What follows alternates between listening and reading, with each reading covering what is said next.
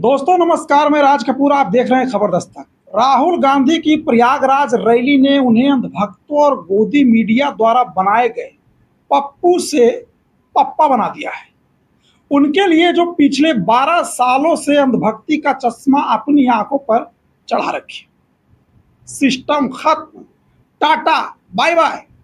प्रयागराज के KP ground से राहुल गांधी बड़े आत्मविश्वास के साथ सिस्टम की विदाई की बात की।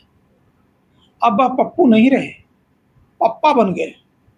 तकरीबन 2 दशक से उनको पप्पू साबित करने के लिए निरंतर व्यवस्थित तरीके से अभियान चलाया जा रहा था। प्रयागराज की सभा में राहुल गांधी ने उस पूरे तिलिस्म को चूर चूर कर दिया। सटीक प्रेजेंटेशन और कुशल मंच संचालन अचंभित करने वाला था। वे एंकर और एंकरनियां जो पिछले 2 दशक से राहुल गांधी पर विभिन्न तरीके से तंज कसते आ रहे हैं, उन्हें भी राहुल गांधी के जर्नलिस्टिक स्किल को देखकर दांतों तले उंगली दबानी पड़ रही है। मंच पर युवाओं से संवाद स्थापित करने के दौरान लगातार वे उनसे प्रश्न कर रहे थे। शिक्षा को लेकर के, शिक्षा पर आने वाले खर्च को लेकर के, सिस्टम से उनकी उम्मीदों को लेकर के और भी कई तरह के प्रश्न। एक कुशल मजे हुए एंकर की तरह उन्होंने कभी छात्रों को बाधित नहीं किया। इसके विपरीत जब वे छात्र बीच बीच में नर्वस हो रहे थे तो राहुल उनको प्रोत्साहित करते रहे अपनी बात कहने के लिए। कहा जा सकता है कि सब कुछ प्रायोजित था। अगर ऐसा है तो यह समझ जाना चाहिए कि कम्युनिकेशन के क्षेत्र में राहुल गांधी अच्छे अच्छे एंकर और एंकरनियों का कान काटने लगे। भाषण के प्रारंभ में अपने संबोधन को उन्होंने मुख्यतः 3 बिंदुओं पर केंद्रित रखा: युवा, डाटा और 21वीं शताब्दी। इसके साथ ही उन्होंने कॉरपोरेट और सत्ता के बीच में तालमेल के साथ साथ शैक्षणिक संस्थाओं के भगवाकरण के मसले पर भी खुलकर बोला। महज 12 साल में कैसे अदानी की संपत्ति में 30 गुना का इजाफा हुआ और कैसे बीजेपी 150 करोड़ से सीधे 10,000 करोड़ की पार्टी में बदल गई। शैक्षणिक संस्थाओं में कैसे आरएसएस के नुमाइंदों को बैठा करके देश की युवा पीढ़ी के दिमाग को नियंत्रित करने की कोशिश की जा रही है। अपने संवाद में इन तमाम बातों को राहुल गांधी छेड़ते रहे। सभा में मौजूद युवा राहुल गांधी के हर बात पर शोर मचा करके अनुमोदन कर रहे थे। उनके जोशीले शोर थमने का नाम ले ही नहीं रहे थे। मंच पर से पटना के छात्रों को भी बोलने का मौका मिला।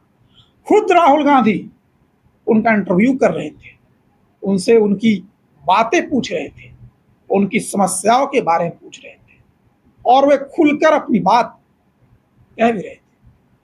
वे बता रहे थे कि कैसे पटना में पुलिस उनका दमन करती रही, कैसे जमीन बेच करके वे बीएड की डिग्री लिए और कैसे 4 साल से उन्हें नौकरी के लिए इंतजार करना पड़ रहा है।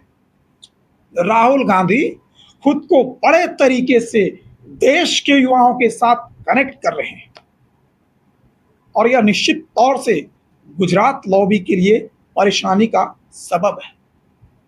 जंतर मंतर पर कॉकरोच आंदोलन के बाद से देश के शिक्षा मंत्री के पद से धर्मेंद्र प्रधान के इस्तीफे के साथ प्रधानमंत्री के तौर पर नरेंद्र मोदी की चमक फीकी पड़ी है।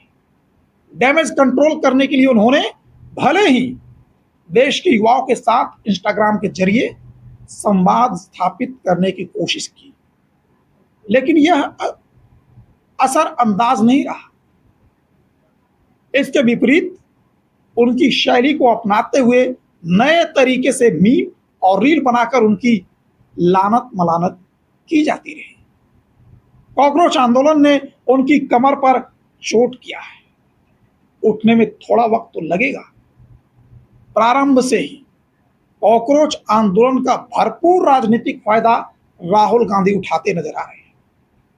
इस मुद्दे को उन्होंने संसद के बाहर भी उठाया, नरेंद्र मोदी के आवास का घेराव भी किया और छात्रों की गूंज प्रोग्राम के जरिए पूरे देश के युवाओं के साथ लगातार संवाद भी करते रहे। देश के युवा राहुल गांधी की ओर आकर्षित हो रहे हैं। प्रयागराज में तो छात्राओं की भीड़ उम्मीद से कहीं ज्यादा थी और मजे की बात यह है कि राहुल गांधी से निपटने के लिए अभी भी बीजेपी का मीडिया सेल अपने पुराने हथकंडों को ही अपनाए हुए है। कॉरपोरेट मीडिया के एंकर और रिपोर्टर घिसे पिटे अंदाज में राहुल गांधी को पुराने फॉर्मूले के तहत ही घेरेबंदी की कोशिश में लगातार लगे रहते हैं। जबकि राहुल गांधी मंच से डिजिटल स्क्रीन का इस्तेमाल करते हुए उनके स्क्रीन की तुलना में अपने प्रेजेंटेशन को कई गुना बेहतर बना चुके हैं। इसमें कोई शक नहीं है कि बीजेपी से युवा पीढ़ी तेजी से छिटक रही है।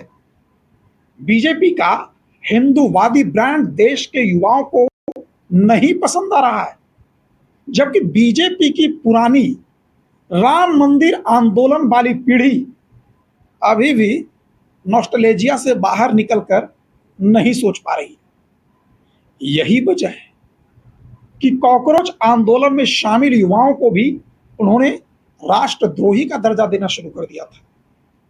यहां तक कि इस आंदोलन में शामिल लड़कियों को भी डराने धमकाने से वो लोग बाज नहीं आ रहे थे। देश के जेनजी पर इसका उल्टा असर पड़ा है। सिस्टम के खिलाफ उनके मन में व्याप्त आक्रोश में और इजाफा हुआ है। यही वजह है कि जब प्रयागराज में राहुल गांधी सिस्टम खत्म, टाटा, बाय बाय बोल रहे हैं और उन्हें नई पीढ़ी का भरपूर समर्थन मिल रहा है, अभी वक्त है। इसके पहले कि यह हवा प्रचंड आंधी में तब्दील हो जाए, बीजेपी को खुद में आमूल चूल परिवर्तन करना ही होगा। बाकी ये वीडियो कैसी लगी कमेंट बॉक्स में आप जरूर बताइएगा। अगली वीडियो में फिर होगी मुलाकात, तब तक के लिए हमें इजाजत दीजिए। नमस्कार।